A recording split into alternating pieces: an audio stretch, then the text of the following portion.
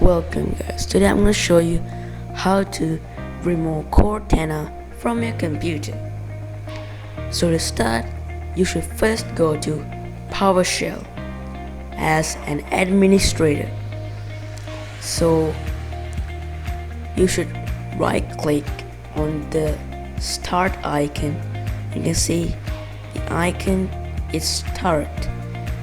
Without clicking, you should right click on it and you can see Windows Powershell as an admin. Make sure you are logged on with the administrator account to achieve this. So after you go to Powershell as an admin, you can see Windows System 32.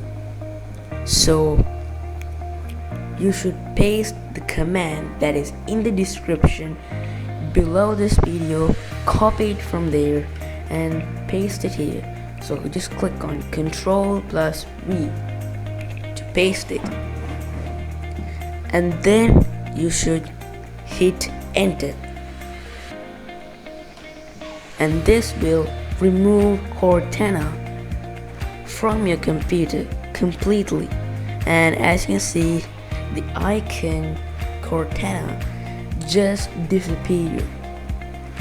So that means Cortana is successfully deleted from the computer and it no longer exists. Guys, if you enjoyed this video and learned something new, don't forget to subscribe my YouTube channel and ring the bell icon for notifications.